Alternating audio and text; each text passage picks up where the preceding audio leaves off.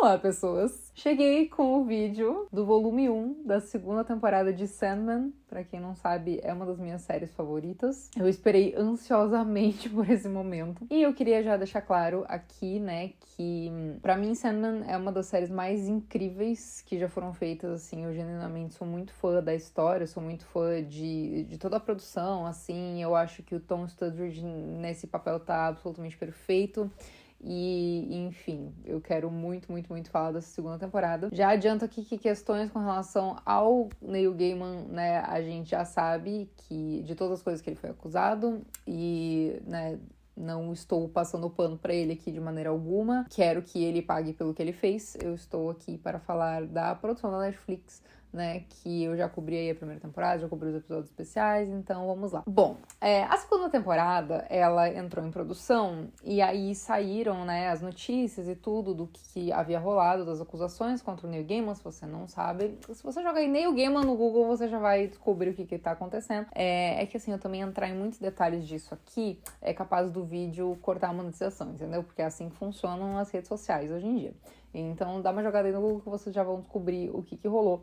Mas, de qualquer maneira, isso obviamente deu uma impactada, né, com relação a Sandman. Aí os produtores da série, eles vieram a público falar que a série, desde o começo, ela tinha sido planejada para ter só 2 temporadas. Então, assim, né, vamos acreditar no que os produtores falaram.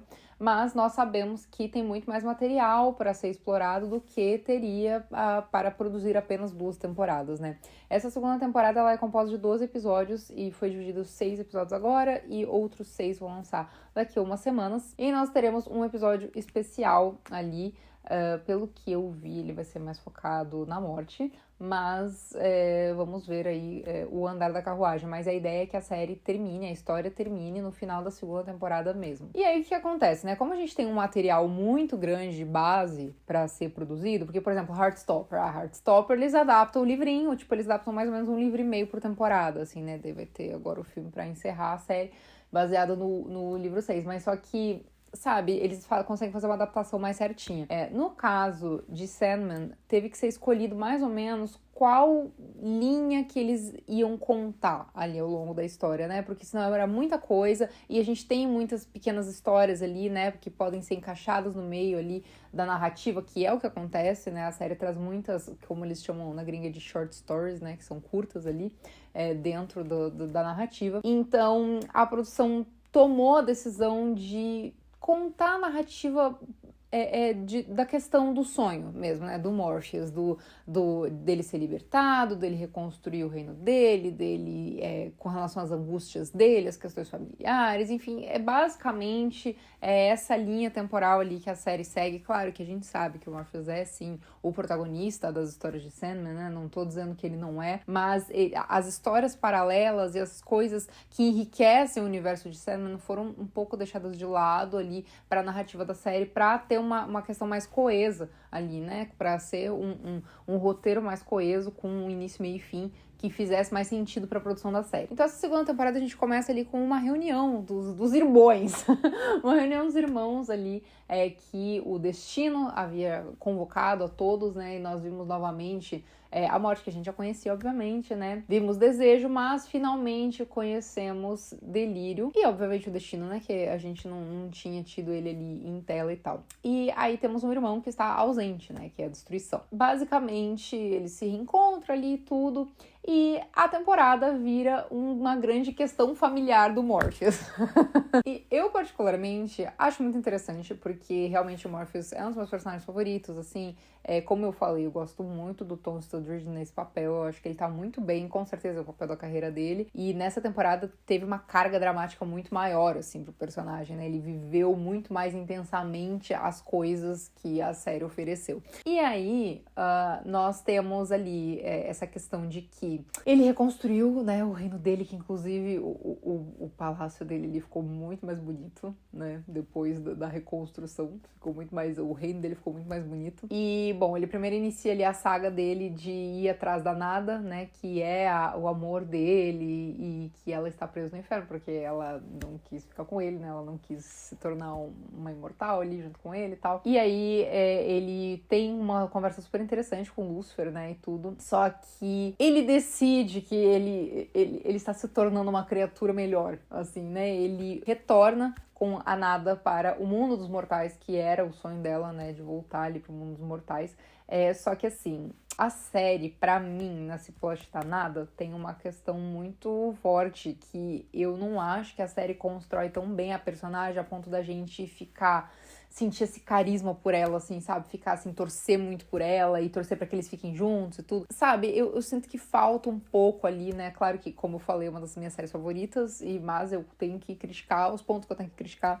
E pra mim, o plot da Nada é algo que não me motiva tanto, assim, sabe? Eu não fico tão empolgada porque eu não acho que eles construíram tão bem a personagem na série quanto poderiam ter construído. Por exemplo, a Morte é uma personagem que eu amo muito, ela até aparece pouquinho nessa primeira parte ali, e ela é uma personagem que eu curto muito, que ela tem o carisma, que ela tem aquela coisa de que a gente quer ver ela, a gente torce por ela, a gente quer ver ela mais em cena porque ela é uma personagem interessante. Só que a Nada, cara, ela é literalmente nada, assim, a gente não sente um negócio ali, sabe? A gente às vezes até se questiona, cara, por que o Morpheus é tão obcecado por ela, assim, sabe? Tipo, porque talvez seja porque ela tenha recusado ele, né? Daí ele ficou nessa obsessão ali. Inclusive, a Nuala, né, que vai morar ali no Reino dos Sonhos, que é daquele plot ali da Titânia e tudo, que pra quem sabe de Shakespeare, de Sonho de uma Noite de Verão e coisa assim, sabe de onde Shakespeare tirou a inspiração dele, né? Que obviamente foi de toda essa situação ali. Mas enfim, a Anuala, ela, nas histórias, né, originais, ela se apaixona, né, pelo Morpheus. Ela faz de tudo por ele, pra agradar ele, e faz coisas pra impressionar ele ali no reino e tudo. E ela, tipo, ela ama ele. Só que ele não tem esse interesse, cara, porque ele quer a Nada que não quer nada com ele. Então, assim, esse tipo de coisa me estressa, né? E é um retrato muito forte de como é o ser humano também, né? Isso é muito louco. Mas, enfim. E aí a gente tem um outro arco ali dentro dessa segunda temporada, que a gente entra nessa parte mais da mitologia grega. Eu já falei muitas vezes aqui que eu sou obcecada por mitologia grega, né? Se você não leu Lore Olympus, eu super recomendo, ainda mais se você é daí da vibe do Sandman dos HQs, né? Que gosta de HQ, eu recomendo muito Lore Olympus. É outra vibe, tá? Não vai esperando uma coisa que nem Sandman, mas é uma nova versão de Hades e Perséfone, assim. É muito, muito, muito legal e tem ilustrações muito bonitas. É uma webtoon, ela tem no site, se você quiser ler no site, mas ela tem versão publicada pela Suma aqui no Brasil. Enfim, né, voltando. Aí nós temos o Morpheus, ele reencontra o filho dele, Orpheus, por quê? A irmãzinha dele, Delírio, quer reencontrar o irmão, né? O irmão que está desaparecido, Destruição, no Destruction. E aí, ela pede muito, muito, muito, muito pro Sonho ajudar ela a encontrar o irmão. E aí ele decide ajudar, só que ele percebe que ele precisa consertar outras partes da vida dele, né? Ele precisa se reconectar com outras pessoas da vida dele. E aí, né, que aparece o filho dele na história, né, que é o filho dele com a Calliope. Inclusive, na mitologia grega, o Orfeu é filho da Calliope, sim, só que com o Apolo. E nós temos todo o plot do Orfeu, que né, é extremamente similar à mitologia grega original, assim, né? É basicamente isso que acontece ali, que ele vai se casar, e aí com a Eurídice, e aí a Eurídice ela é picada por uma cobra, e a Eurídice ela morre, e ele vai até Hades e Perséfone pra pedir pra trazerem de volta a mulher dele, e aí o Hades fala pra ele, tudo bem, tá, beleza, você cantou bonitinho aqui pra gente, você pode levar sua mulher de volta, mas você não pode olhar pra trás. O que o arrombado me faz? Ele olha pra trás, entendeu? A única coisa que ele não tinha que fazer, ele fez. Enfim, burro, né? Burro tem que se ferrar, não adianta. E aí, né, como se não bastasse isso, o coitado, além de burro, é um desgraçado, porque daí as fúrias, né, que elas vivem no submundo e tal, elas são subordinadas de Hades,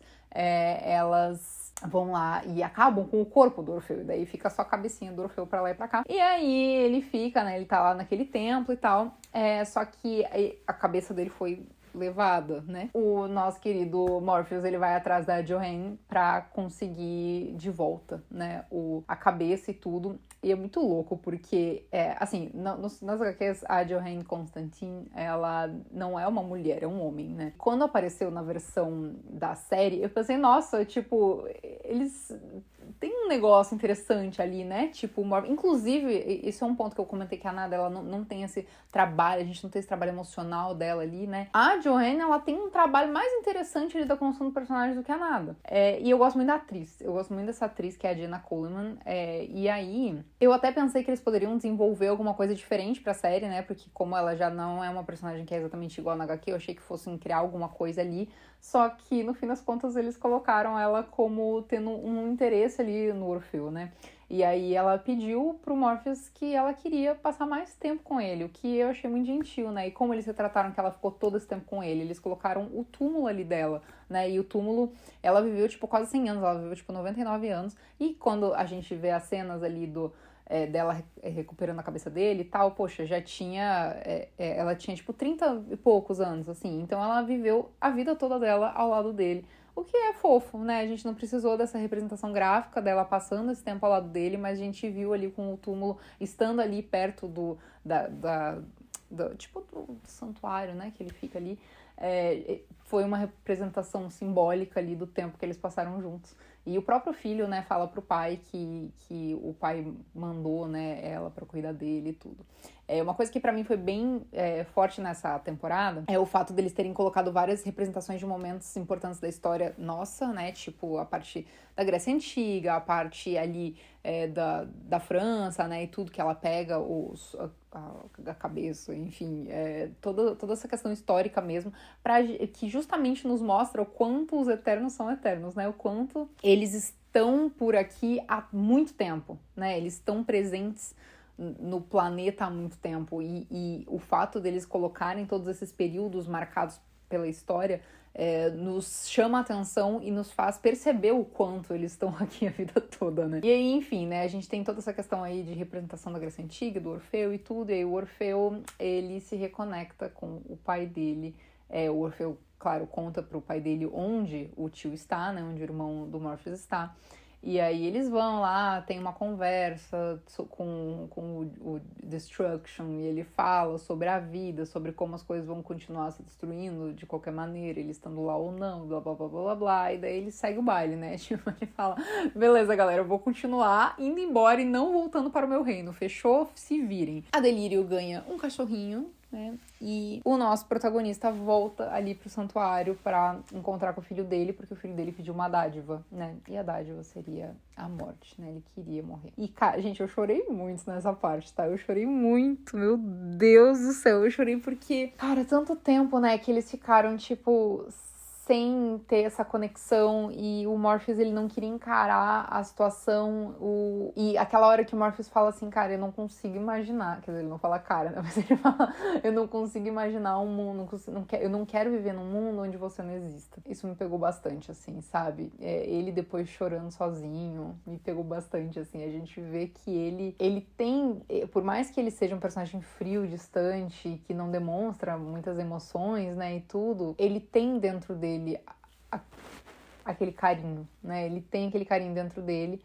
E, cara, era o filho dele, né? E aí ele agora... E ele mesmo teve que colocar um fim na vida do filho. Então, assim, é realmente bem triste, assim, quando a gente para pra pensar isso. Só que, pra mim, essa parte 1 foi bem... Parece até que, tipo, é uma segunda temporada, depois a gente vai ter uma terceira. Se quisessem dividir a série assim, dava pra ter dividido. Porque teve um encerramento ali, né? Nesse arco. Então, agora o Morpheus, ele voltou pro reino dele, né? E ele diz que ele agora vai voltar ao trabalho, né? Vamos ver o que vai acontecer. Mas, de qualquer maneira, eu gosto muito de como a série, por mais fantasiosa que ela seja, ela também traz essa coisa das questões dessa vivência, né, da vivência familiar, das questões pessoais, e às vezes nos faz refletir sobre coisas que, tipo, cara, meu Deus do céu, o Morpheus passou séculos sem falar com o filho dele ali, e o filho dele não tinha obedecido ele, e daí o filho dele reconhece que o pai só queria o melhor pra ele. Enfim, sabe? São muitos momentos que nos fazem refletir sobre como o tempo passa e como muitas vezes a gente deixa de viver coisas por causa de remorsos ou de amarras ou de outras situações, enfim, que a gente tem como resolver.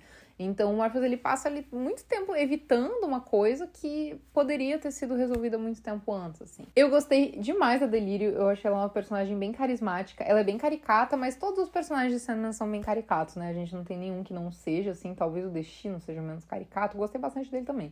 Mas a Delírio, cara, é muito fofinha, assim, eu gosto da personalidade dela e eu gosto do quão diferente ela e o Morpheus são. Assim, ela é toda, assim, meio coloridinha, uma coisa meio chapeleiro maluco, assim, né? Meio, inclusive, é bem próximo, assim, de uma representação do chapeleiro maluco. E eles são bem opostos, assim, né? E o Morpheus, ele é impaciente, ele é chato, ele tem várias questões e tudo, mas ele tem uma personalidade, no fundo, assim, meio engraçada em algumas situações.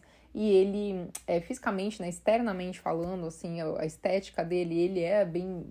uma coisa bem sombria, né? Ele tá sempre de preto, ele tá sempre com longos casacos, né? Então, ele é quase... É muito louco, porque você vê ele como uma representação mais sombria do que o Hades, por exemplo, né? Mas eu acredito que essa estética ali sempre funciona muito bem, né? E como eu tô falando da estética, a série esteticamente falando é perfeita. Eu acho que é uma das séries mais lindas que eu já vi na minha vida, assim. Ela é realmente...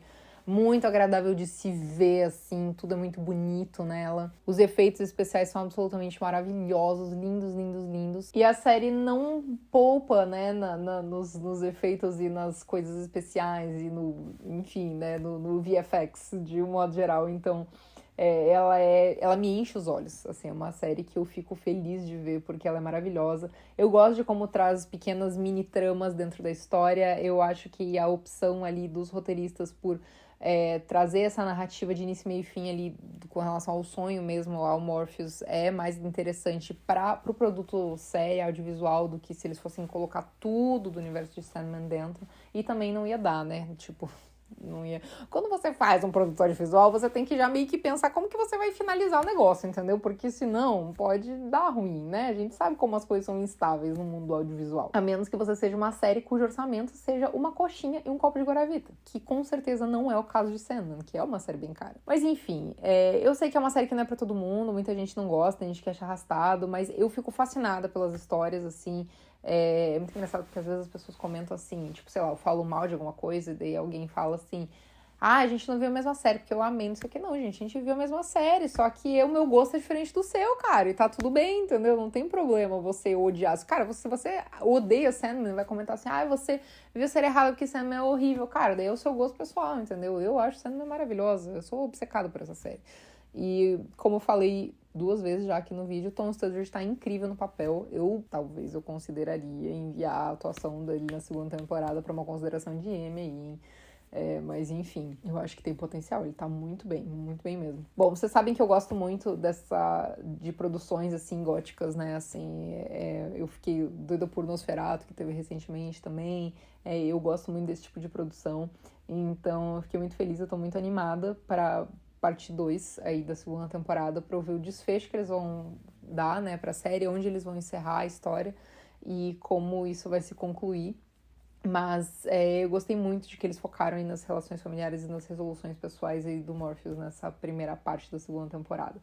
E, enfim, eu acho que é isso aí. Me conta o que vocês acharam dessa primeira parte da 2ª temporada de Sandman. E um beijo pra vocês e até a próxima.